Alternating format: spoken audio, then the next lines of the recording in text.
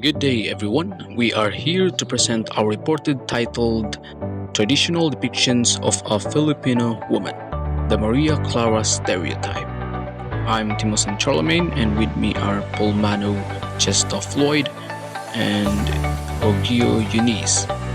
We'll explore how this stereotype has shaped and continues to influence the perception of a Filipino woman. Maria Clara stereotype is a traditional image of the Filipino woman that was once idealized, but today it is being questioned and redefined. Now the question is, who is Maria Clara? Well, she is a fictional character, but her traits become the ideal for Filipino women during and after the Spanish colonial period. Now, why does she matter? Well, she influenced not just literature, but also how women were viewed and treated in life. Now, we are going to talk about her historical background, her cultural and societal impact, and how her image is being redefined by modern Filipinas as we go on further discussions. Now, let's have a brief historical background about Maria Clara. Maria Clara was introduced by Jose Rizal in Noli Me Tangere in the year 1887.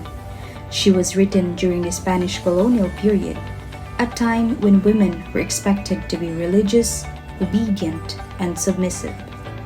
Her character reflects these ideals. She is portrayed as delicate, loyal, and silent in times of crisis.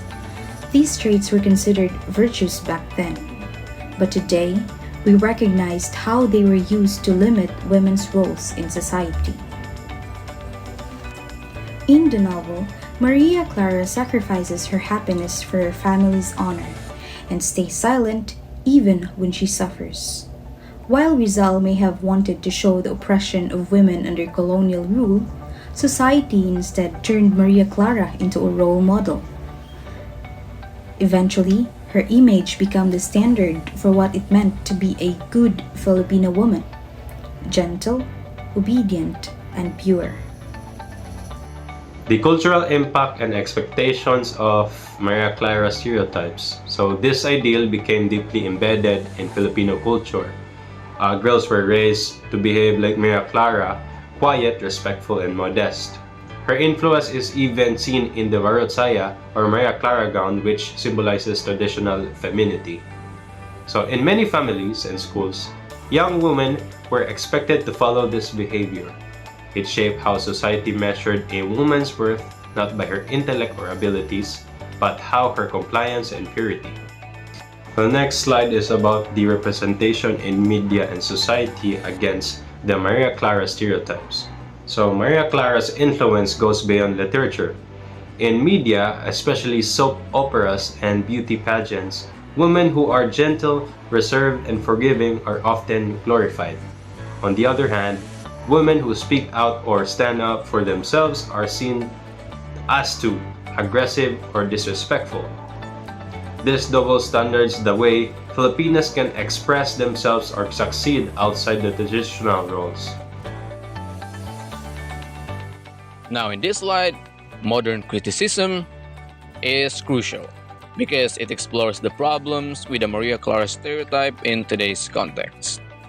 This slide also explains that modern Filipinos, especially women and feminists, are now criticizing the Maria Clara image because it promotes outdated and unequal gender roles. The Maria Clara stereotype may have been praised in the past, but today it is seen as harmful because it encourages women to stay quiet, be submissive, and put others before themselves, which leads to gender inequality and limits a woman's personal growth. Critics argue that many people today recognize that glorifying obedience and passivity makes it harder for women to lead, speak up, or assert themselves. Aside from that, it promotes passive behavior, in which women are expected to endure hardships quietly, rather than to stand up for themselves or seek change. Lastly, it prevents women from taking leadership roles, especially in school, work, and politics. The stereotype discourages Filipinas from being bold or ambitious, traits often needed to lead. Redefining the Filipina. Now, this one's interesting because this one is a powerful message because it shows how women today are actively breaking free from the Maria Clara stereotype. And this slide also highlights real life Filipinas who have stepped outside the traditional mold of being quiet and obedient, in which they show courage and strength. Now, Filipinos are now defining themselves not based on colonial expectations, but through action, independence, and success in different fields. Take it for example, these modern role models like Gabriela Silang, which is a revolutionary fighter and symbol of bravery, Leni Robredo, a former vice president and a leader in governance and social service. The next one is Hidelin Diaz, an Olympic gold medalist who shattered stereotypes about strength and capability. And lastly, Lea Salonga, which is a world-class performer showing Filipinas can shine globally. All these women show that you can be vocal and brave, you can lead with intelligence and heart, you can be strong and successful in male-dominated fields, and lastly, you can have a global voice and impact. Now, this slide is important because it shows the shift in action, not just the ideas, of course. It proves that the Filipino identity is already evolving thanks to women who aren't afraid to lead and speak up. And also, this slide shows us real women who proved that Filipinos can be strong, successful, and influential without fitting into the old Maria Clara mold.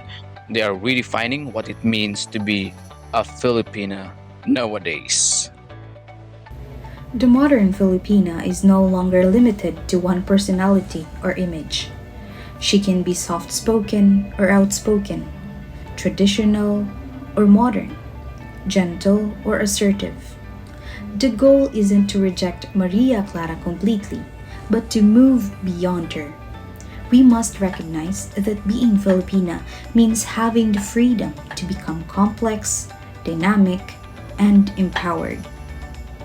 In conclusion, Maria Clara remains a historical symbol, but Filipina identity must evolve, celebrating the modern Filipina, diverse and empowered. So, Maria Clara is a powerful part of our cultural past. Her image helped shape Filipino values, but it should not define the future of the Filipina identity. Filipinas today are educators, artists, athletes, scientists, and leaders. We celebrate not just one kind of a woman, but all kinds, because every Filipina deserves the freedom to be herself.